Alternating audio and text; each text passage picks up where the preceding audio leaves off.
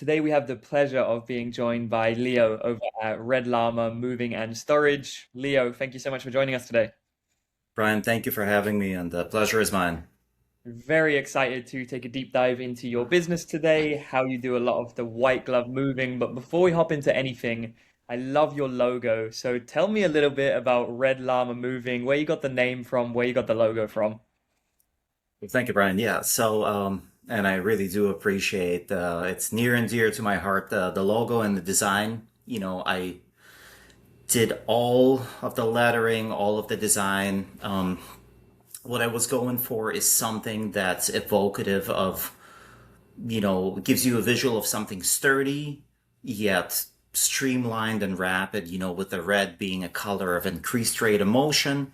As we are, doing on the clock jobs and there's an hourly rate involved, you want the red fast llama, and the llama, of course, being the original, well, in my mind anyway, the original pack animal. Um, so I think a lot of our clients are wondering, and sometimes I'll tell them that, I could tell you, but I'll have to move you. Um, and but it's definitely, something that jumps out at you and a little more memorable, and that's kind of the part of that organic side of marketing that we aim to do.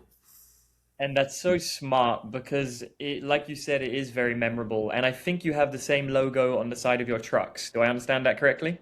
That's correct. Yeah, yeah, yeah. Yeah, and that's amazing because anytime you're in a local community and you see a moving truck going past you, which ones do we remember? The ones which are really memorable, like Red Llama Moving, of course, I've Hmm. already remembered it myself, but then you think of these other big ones which are nationwide, like Piece of Cake. They have their large pink truck going down the road. You don't forget it. It's the same thing with that Red Llama Moving.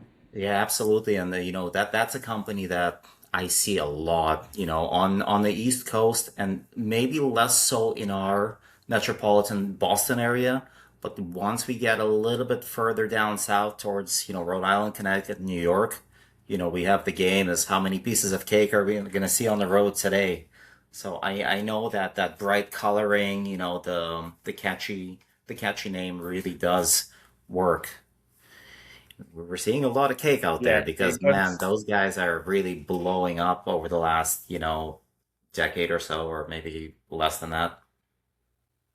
Yeah, and it's been crazy. Piece of Cake is, of course, very successful, and I'm happy to hear that you have built a logo which also brings in a Yeah. lot of attention. Now, Yeah. Leo, I'd love to hear about how long you've been in the moving industry. Last I spoke, it's been about 2 decades that you've been in the moving industry.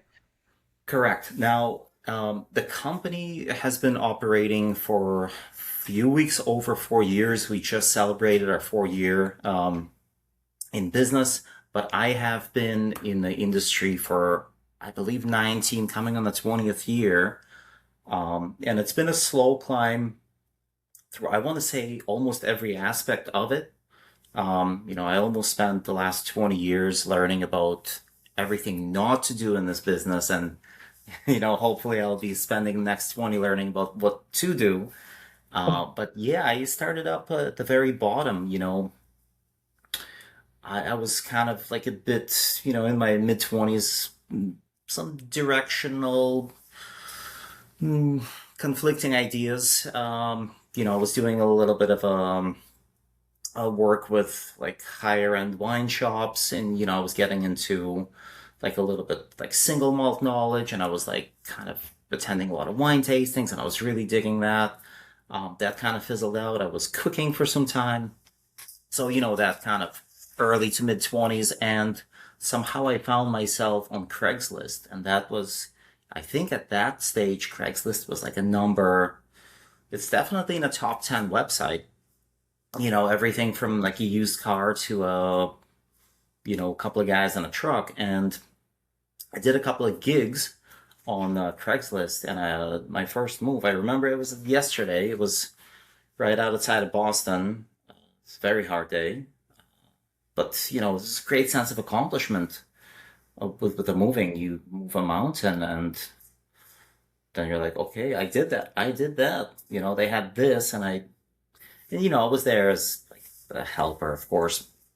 So I really really enjoy that. And from there, I went to work for a couple of smaller companies, and like just a lot of characters in the business, and I was unfortunate enough to be employed by some of them. And this is where the learning what not to do came into play. How to treat your guys, how to pay them, how well to pay them, how to approach the whole HR side of things. I worked for better companies. I worked for companies that dealt primarily with the college scene here in the Boston area. So we serviced MIT, we serviced Harvard. Um, and once again, that learning, how to behave in kind of a higher end setting where, you're not like a laboring grunt. You're more of a almost like a concierge that also lifts heavy things, but does it, eloquently and without the grunting and without the sweating on people's things. Fast, unheard, unseen, but very efficient and effective. Worked for small family companies, which kind of really showed me, what a small company can be to the employee, and just how nice it can be, to have a boss that kind of treats you like family, and how weird it can be sometimes a little bit too. Um, and from there, I progressed into more administrative side of things, where I was pretty much, on a desk job, and I was operations, and shortly thereafter a GM for like more of a mid-sized company. I really was there for about 7 years. It was a local company as well, so I was doing a lot and wearing a lot of the hats, as they say. Maybe too many sometimes. Not as many as I wear now, but now all of the hats are mine. Um, so, once again, as a GM for a mid-sized company, I learned, how to kind of tend to your fleet, how to tend to your staff, larger staff, the interpersonal stuff, the hiring, the firing, what doesn't work at all, as far as like, your movers, what works really well, what needs to be cultivated, what needs to be just, you know, um, and of course, you can only progress so high in a company that's more local. So, and there came a time where I decided I can do that myself. Maybe I'll have one truck, maybe I'll have to get off my rear and pick up a desk again instead of sitting behind it. But I can definitely do that myself. So I think having to do all of these steps, working for smaller guys, even starting with gigs, having that network of people, having, that backbone, but also having, the ability to pull, different, to increase your fleet almost overnight, to increase your staff for bigger projects. Having made those connections, just being familiar with the claim process, how to maybe even um, self sort these claim situations. You pick up a lot of skills. Um, you don't just know how to not break something, you know how to fix most of the things. If you, God forbid, do break them, you know what procedures are going to be effective. You know where to put your foot down and where to just let the customer completely take the lead. Um, And I so think not that's to ramble, but that's been the journey up to now, and the And last four of it. before we go into Red Llama moving, I want to touch on some points there. It's a great way to get to know the industry. Now, like you said yourself, it took around 15 years, but you went Mhm. through a lot of different companies. To begin with, you were just on Craigslist. But Mhm. like you said, you learn from every single one of these. Just as Right. much as you're learning the right thing to do, you're also learning what not to do. And I think that's such a great way because then when you start your own business, everything's ready, you know the exact way that you want to do it, and you already have all of the skill sets to deliver a really high quality service. Now I'd Mhm. love to hear about what made you want to start your own business. So at what point did you decide, yep, I'm ready to go and do this myself? Right. So the last time I was an employee, was with a mid-size mover here locally. And after about 6, 7 years there, I decided, it kind of, you grow weary of it. It kind of wears on you a bit. And, working the office, it's a lot of hours and a lot of stress. There was a part of me that kind of wanted to maybe give the moving a break, or maybe just kind of start applying at bigger companies, like the really the big local guys, and see if I can get into sales. I wanted to be that hotshot guy, just fully reliant on his own skill and tongue to, generate some pretty decent income. And just calling around, applying in a couple of places. Yeah, I thought, is this really, what I want the rest of my life to be? I took a little bit of time off. I traveled the country a little bit, um, and it was good, maybe half a year that was soul searching. And I stumbled upon a video, and starting my own company was always, kind of like on the tip of my tongue, so to say. It's always there, floating around me. I stumbled on the video by a YouTuber. He's not primarily focused on moving now. I think he's kind of gone more into just more of a generalized, YouTube personality. Name is Max Maher, I believe, and he had a great like long form video how to start a moving company. And I do believe he at some point reached some success with the company, maybe sold it. But very, very long form, and it was a step by step.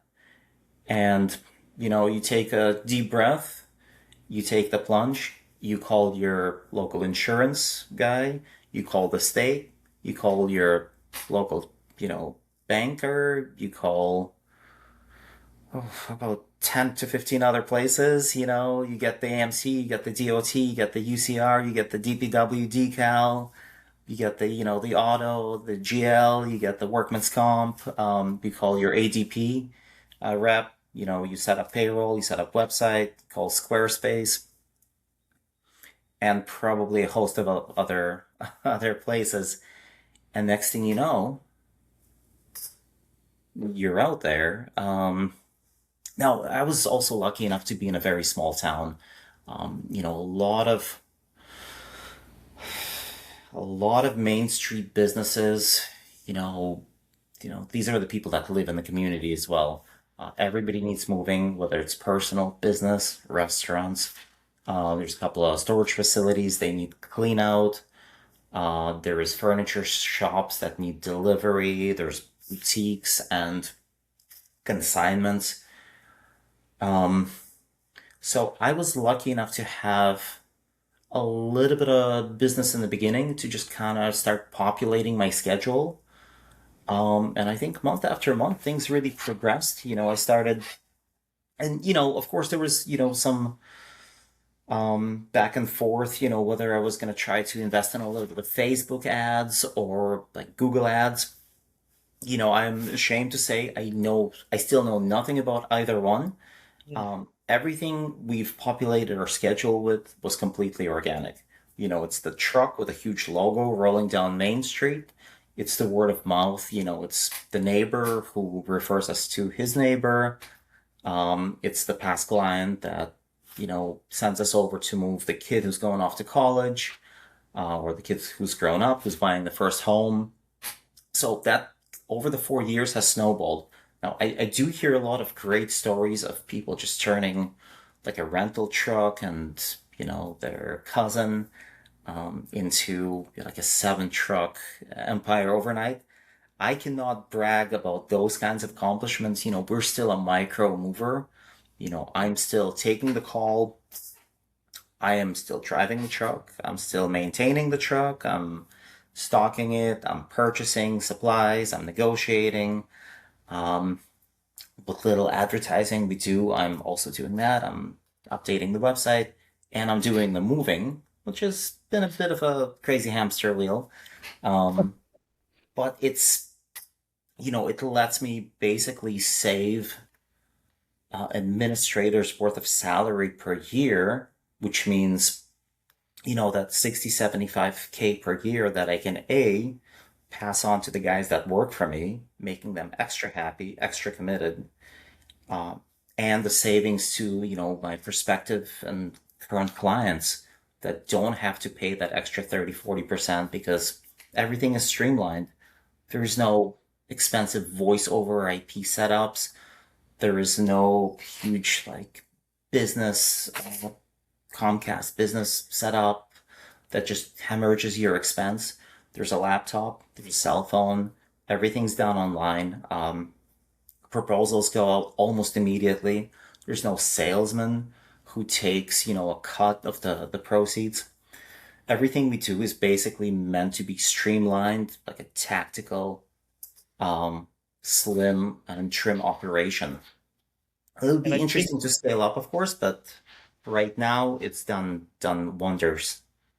I imagine, and I think you bring a lot of that expertise too. At the moment, you are that one-man army, so you're dealing Hmm. with sending out the quotes, with actually Hmm. driving the truck, fulfilling the moves, dealing with the sales side of things.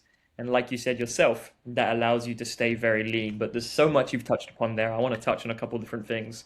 First of all, it takes a certain amount of humility, you know? You used to be the man on the truck, then you were driving the truck, then you were behind the desk. And like you said yourself, I like this expression. I went from being behind the desk to again moving the desk. It takes some amount of humility to, after sitting in the office for a couple years, to go back to moving again. So, congratulations to you for starting all of that up. It sounds like you did roughly 6 months of soul searching, traveling around the US, figuring out what you wanted to do. And one thing I like to see is it sounds like you did everything the right way.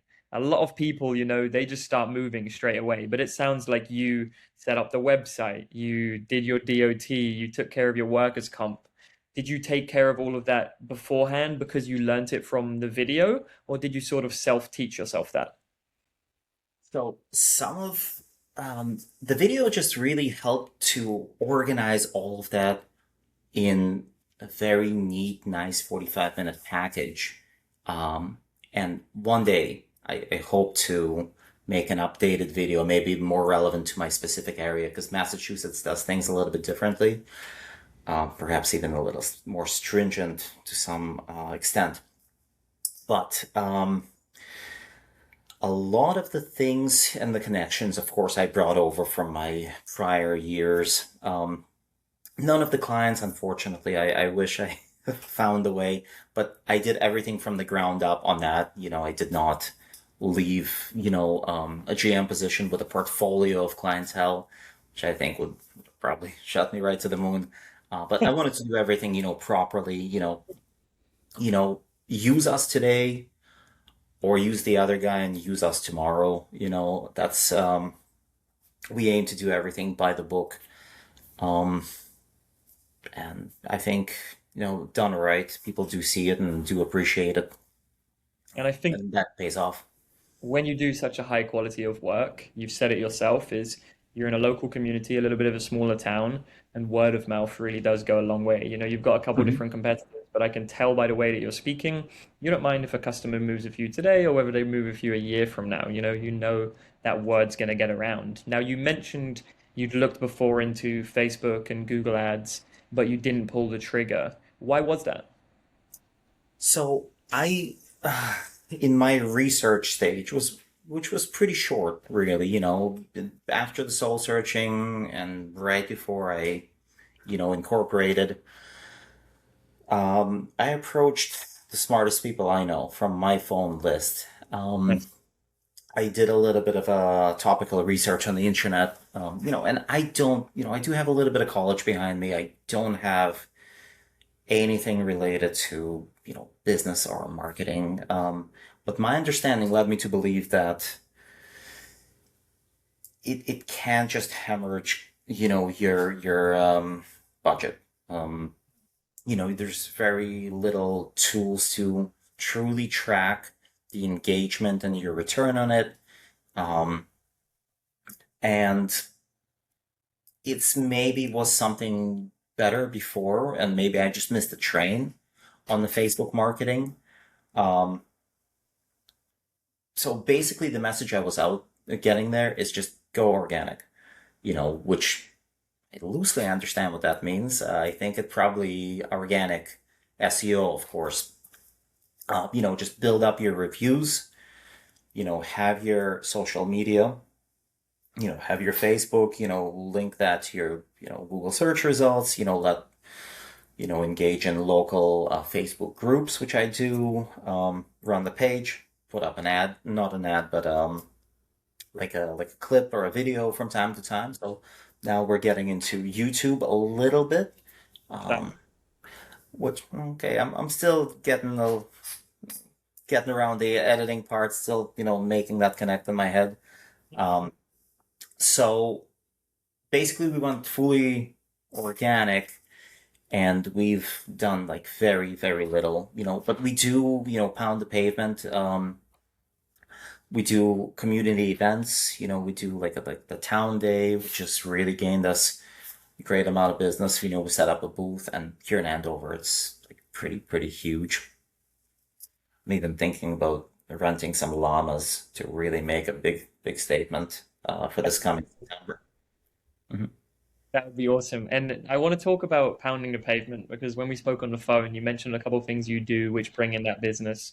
But I want to Mhm. go over what you just mentioned as well, which is right, You're doing that organic traffic. And I think when you start a new moving business, any of your audience members out there, if you haven't started your moving business yet, or whichever stage you're in, if you have a small budget, I think doing it organically is going to be the best way to go, right? Build your website, work on your social media, do all of those things to begin with to build a book of business and get that sort of monthly revenue coming in. And when you go from there, when you have a larger budget, whether it be Google ads, whether it be LSA, which is local service ads, they do really have a great return on investment, but they require some of that money put in. So it sounds like you've done a really good job on that organic side of things to begin with, which is really amazing. Now, you mentioned pounding the pavement. I don't think business owners do that enough these days. Talk to me a little bit about how you've built a reputation within your community and how people find you. Well, initially, the pavement pounding wasn't just physical. I did. Now, I know this is an old-timey approach, but I did do the mailers. So I Mhm. made postcards. Um, Let me see if I have an example of that here.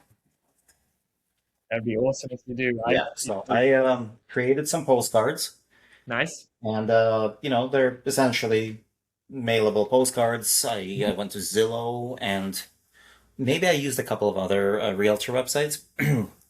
So Zillow was pretty great, copy and paste. Um, of course, it was kind of post-pandemic era, last 4 years, so inventory was a little bit low. But I did, maybe my town and five or so surrounding, and slower months, I would increase the radius. So I would basically send out, 300-400 of these per month to get the ball rolling. It's maybe like 5 cents to print per postcard, and maybe 32-36 cent stamp. A little bit of time, but it's when you're doing this in January or February, you're not missing much of anything else. And I would just completely pepper the um, the housing market with these, and that some of them would come back, some of them probably never see a hand of a seller or a person who would be actually hiring movers. But from time to time, I'd get the call, and it's like, "Hey, I got your postcard. I like the llamas. Really cool design. Got it on the fridge." We always try to have the marketing materials, uh, so they would almost be kind of like a cool design, something you would just stick on your fridge and enjoy looking at there. Um, so the mailers, they were really big the first maybe year or two out of the last four to really kind of get the ball rolling. I hired an independent contractor who claimed she had a little bit of background with kind of shaking hands and kissing babies, but that didn't really pan out. I spent a couple of $1,000s initially just kind of sending her to meet with local realtors, meet with local senior relocation community, I mean, senior assisted living. Um, that's become like a bigger chunk of our business as well. But that's kind of fizzled out. So right now, basically, we're just focusing on doing a really good job and getting, getting that repeat business. Well, I appreciate you sharing all of that, and it's really interesting. It's funny because you have your mailers, and we still have our door hangers from back when we used to run our moving company. And No, it's a good. very similar system. You know, you paid 5 cents or something, we paid 7 cents for this. And for any of the audience, people watching, I think mailers and door hangers are such a great way to get in front of the people who you're going to be moving in a really cheap way. You know, we've got some information here on the back. We've got a little QR code. And we had Mhm. so many people reach out, same thing as you. You know, every month you do a couple hundred of these. We had a 2% reply rate. So for every 100 we put out, two people would get back to us. Now, the great Right. thing is, we'd buy 10,000 of these for, 700 bucks or whatever it is. I think it's a little bit less. When you're doing Hmm. 10,000 of these, that's 200 prospective leads for $700. There's not really any cheaper way you can do it. I'm sure you did something very similar. And this is more than anything just to get you running at the very beginning or during the slow season, all of these different sorts of things. So I'm very, very happy to hear that you did that Absolutely. and you saw some amount of success in that. Now, when we spoke on the phone, you mentioned that you are sort of tailoring a little bit more to the white glove moving experience now. I'd love to hear about why you chose to go in that direction towards the slightly more premium movers. Correct. So just to clarify, there is nothing extraordinary about what we do in itself that makes us, any better than anybody else. We're using the same people, trucks, dollies, pads. We do go, of course, the extra step. We do understand that furniture has become extraordinarily expensive. It's not become any cheaper to repair. Um, I think the difference is in the very personal approach to a move. We're moving our neighbors. It just so happens that our neighbors are generally living in something that's averaging 1.5 and above, because, it is Andover. Um, so what we've tailored specifically to this community is white glove approach in a sense that, well, of course, yes, we do take extra care. We're not lumping things into the truck. We're minding the walls. We're minding the furniture. We understand the pieces they may be having us relocate are one-off. They may be custom. They may be replaceable. Um, while we do have, um, I'm very proud to say, very low claim um, count, the claims basically get solved as they're happening. We don't put people in front of that standard. Well, it's going to be 60 cents per pound. No, we're going to take care of this, barring, of course, very specific set of circumstances. There are exclusions to everything. We large print get all of our liabilities and limits thereof in front of a client, and we make sure that they understand exactly what that means. We give them the options. We tell them, yes, a perfect move is like a well-rehearsed military operation, but it's never like a formula where if you do your math correct, everything will always equal the same thing. Well, we do aim for that to be the case. Um, Nevertheless, if God forbid something happens, we'll take full responsibility well beyond their stated limits of liability. Um, if it costs me the entire profit from the move, but the client is happy at the end of the day, we're going to move them three more times. Um, so to me, it's well worth it. So to me, that's really the white glove side of what we do beyond what a standard bigger company would do. And then it just lets people rest assured, like whatever happens, Leo's gonna take care of me, and Red Llama boys are just gonna be awesome, and one thing less to worry about. I'm not gonna have to fill out claim forms. I'm not gonna have to, call some number and be directed to three different departments. Um, but beyond that, of course, I do hire with that in mind too. I want to make sure that I don't have any loose cannons on a team, and most of the time it's absolutely no questions asked. which helps the clients to have one less thing to worry about and makes the whole experience more streamlined. For sure. And that's great to take care of your customers that way. I'm sure it goes a really long way for them as well to know that they are taken care of in that way. Now, obviously you've been doing a really good job of the business. You're now 4 years into the business. I'd love to hear about where you're at now. I know you have one truck which is already wrapped with the Red Llama logo. Do you just have the one truck or do you have multiple trucks now? So presently we are running our single truck. Hmm. I bought new. So no, that was another decision, of course. Do you rent? Do you buy new? Do you go with the U-Haul and look a little less professional? Do you get the expensive Penske and risk it not even being there on a move day? I decided to bite the bullet. Put a little bit of my savings into it. I bought a 20 footer. It's an NPR, Nice. Isuzu NPR. Oh, NRR, really. It's the gas version of the NPR. Okay. So I'm not dealing with diesel stuff and the expensive repairs, God forbid. So we do have the truck. We are getting to the stage where we're starting to think about, like a bigger vehicle. We're starting to think about that 26 footer with, that more professionally outfitted box with the side doors and the ramps and the lift gates. Once again, it's a great way to kind of diminish some of the tax liability at the end of the year. So I think at the end of this year or next year at the latest, we'll be looking to expand our fleet. That's super exciting. And Mhm. the truck that you currently have, what size is it? So currently we're running a 20-foot truck, Okay, awesome. And which then you, luckily, as we're doing a lot of local stuff, hmm. it makes it a little bit easier for us. And that's great. With that 20-foot truck, I think it's a great foot in the door when you start off with. You're going to be able to do most of your local moves. And if you need to do it in a couple truckloads, that's fine. You can just communicate that to the customer. But I'm also really happy, Leo, that you mentioned at the end of the year to sort of get rid of some of that tax liability. You're thinking about buying another 26-foot truck. Now, with the current trucks you have in your fleet, how many moves are you doing per month, more or less? So on a good month, we're basically we're filling maybe 20, 25 days out of the 30.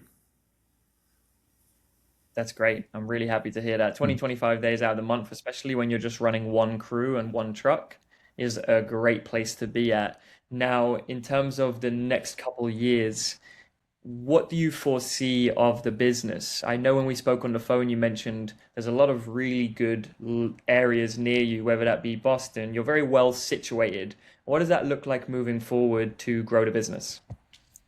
So presently, the goal is to replace myself either in the office or on the truck. Now, I am getting up there a little bit. I'm still in decent enough shape, but I've crossed into my 40s now, and I can still do a 16-hour move, but there are times that I prefer not to. So I'm gonna have to make some decisions whether I replace myself, in front of the house or the back of the house, as they say in the restaurant industry. And I think that'll let me kind of start automating this company, this location, this branch, and that'll let me to either grow this outward or set up another cell, maybe on the other side of Boston where we can kind of, you know, north and south with Boston in the middle, kind of corner like a bigger chunk of the market. Part of me wants to kind of expand out to smaller, more affluent communities so I can kind of replicate what I've done here, again, while having somebody take over my, place here, as this is already pretty well functioning and running. Yeah, it seems like you already have one very well-established location, and that's the exciting part is that if you can get someone to replace you, you can always open up another location. That's the Now, tricky part. that's the tricky part is finding someone who can do as good a job as you and opening that second location. Now, you're mostly doing local moves. Do you do any out-of-state moves as well, or do you just focus on those local moves? So we are licensed for interstate moving. It's something I both enjoy and sometimes dread a little bit. With the fuel prices, of course, through the stratosphere, and anybody's guess which way things are going to go. Hmm. We don't like to do a ton of complicated pricing structures that reflect ever changing costs. There is a lot of things that can go wrong on long distance moves. Another thing is, I would much rather, if you're moving from here to, let's say, Miami. We're in a Boston area, you're in Miami, that's 1,500 miles. That's certainly the range which somebody may choose us and make the right decision. But it's also the range where a major van line may be a better option. Also container moving pods may be a great option. Now, there are clients that prefer to have that small company experience. They don't want loads changing hands, changing trucks. They want to see my face in Boston. They want to see my face in Florida. And to them, it's going to make sense to pay maybe that 10, 20, maybe even 30% extra. They may not have the flexibility. They may want their load in Florida 3 or 4 days from the load date. But there are clients that are, let's face it, they're a little bit more flexible. They can afford to wait an extra week. They maybe have a little higher stress tolerances with the loads changing hands and longer chain of custody, bigger companies, and these are going to be the options I will present to my client. This is what we can do. You can rent a pod. That's going to be, a good money saving option. We can explore kind of packing and prepping and having a major carrier load you up and transport you. Or you can have us pack, prep, load, and deliver. And, this is going to be the pricing differences. We don't do a ton. We do definitely go up and down the coast. I try to structure it in a way that I'm not losing too much, because, of course, running the truck, for 14, 16, and then some hours per day, it does get costly. And payroll, once again, one of the things I learned not to do is, you know, don't undercut your guys just because they're sitting. I do bring all of my own staff. I don't hire local guns. I want to make sure that if we're touching customers' possessions, it's going to be with my employees, people I know, people I trust, people I would let date my sister if I had a sister. So, it's a little more expensive for me to do this. I think it presents like a much better, once again, white glove product, but all of the options, for long distance relocation for my clients will be outlined, and, a decision will be ultimately up to them. So I yes, think we that's do an it. amazing way to Yeah. Yeah. Yeah, I think that's an amazing way to structure it because you're Mhm. still involved two out of those three options. So for a Mhm. major van line, for them to take it over, they'd probably do the loading, they do the unloading, and you're not involved in that case. But often that's the lowest quality case, you know? It's going to touch multiple Yes. different people, it's going to be Yeah. different loads, it's going to be cheap, but you also will have a 2 week range of when your stuff's going to come. So if you're super flexible and you don't mind too much about your belongings, that's an option. But I Yeah. also like that you mentioned pods. Because Mhm. if you're doing pods, if your client's doing pods and they're looking for a slightly cheaper option, you can still do all of the packing and loading.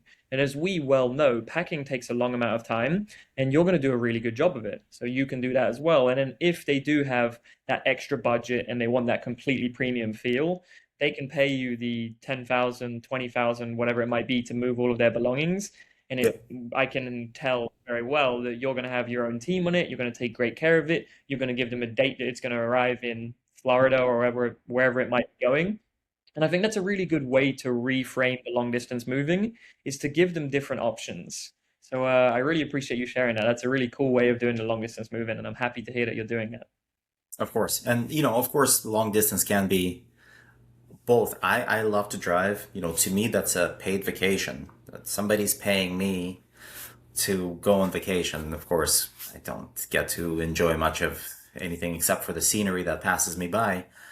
But it seems like anytime we go anywhere, especially southbound, which, for our market, I think, northeast Florida and the Carolinas are going to be major targets. It seems like anytime I go there, there's a hurricane or a flood, or there's trees flying through the air, and we're coming back in a hurricane, and so it's a dreadful experience. But once again, I do enjoy a little bit of adventure.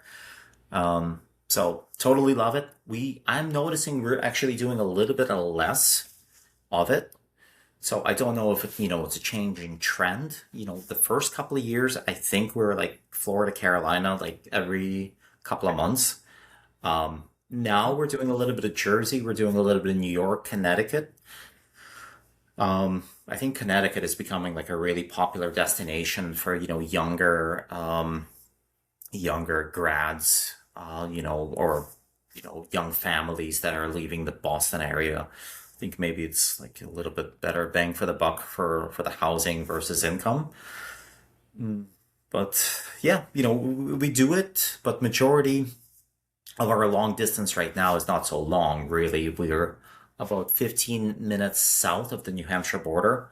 So, very active lines of communication between people leaving northern Mass, going to southern New Hampshire for, different tax. Um, it's a tax free in some respects, it's higher taxes in other. But our long distance, it's about 15, 20 minutes away sometimes, just over the border in southern New Hampshire. So if that's the long distance, then we do a ton of it. Amazing. And I'm not surprised to hear that when you're right on the border, you're going to have a lot Mhm. of those sorts of moves. And I think you hit the nail on the head there too. I think right around COVID when you started, I'm not surprised you had a lot of moves to Florida and the Carolinas Mhm. because everyone was looking to go south. Now that has changed a little bit, and like you said, Mhm. people are moving to Connecticut more. Now, I'm curious, before I let you go, it's Mhm. of course been a long journey, the 19 years in the moving industry, but looking back at the last 4 years, how do you feel about going alone and doing the business yourself? Well, they say it's a lonely business ownership. It's a lonely place, and I do see why they say that. And I think um, I do hear people they have partners and family businesses. Of course, I am um, now I do kind of have my feet planted a little bit more firmly than initially, so I'm a little more comfortable with all of that. I feel really good. Like, if it all ends tomorrow, I think I've already succeeded. I can replicate that in other industries, um, maybe more or less successfully, depending on what we're talking about. But it's already been a success. It's let me lead like a very different lifestyle from like a wage work. A lot more fulfilling. Whatever happens from here, even if it stays exactly as is, it's already kind of a success. But I do hope, of course, to just progress it, and make I think another leap of faith is going to be involved. So as from nothing to something, from something to something greater.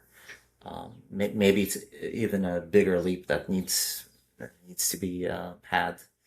But even if it stays where it is, I think I'm already pretty happy. That's super exciting, and I appreciate you sharing all of this. And it's definitely something to be proud of. When you're running a business and you're doing 20, 25 moves a month, that's Mhm. very different to when you were just working for another person. So you've done a lot to get there. I'm sure you enjoyed the fruits of your labor. You get to do the long distance moves, you get to get paid for vacation, and you also are Mhm. your own boss. So massive congratulations to that and to where you've come Thank you. today. I'm looking forward to seeing where you go in the next couple of years. Now, if people want to find you online, what is the best place for them to find Red Llama Moving?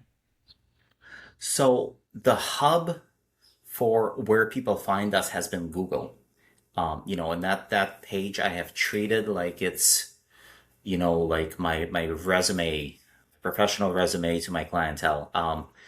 So Google search Red Llama Moving and Storage LLC of Andover, Massachusetts. We service, of course, north of Boston. We do serve southern New Hampshire, and you know, greater Boston and the eastern seaboard, which is not to say that we don't service the Midwest as well from time to time. Um, the website is www.redllamamoving.com. So everything's pretty straightforward. As long as you remember about Red Llama, you will find us. And we're, of course, in the Boston area. Amazing. Leo, thank you again for sharing everything. I wish you all the best moving forwards. And I will go ahead in the YouTube video, I'll go ahead and put your Google Maps link. I'll also put your website link. So if anyone is in the Boston, Massachusetts area or around there, you're serving lots of different areas, we'll go ahead and have them make sure they reach out to you, okay? Thank you, Brian.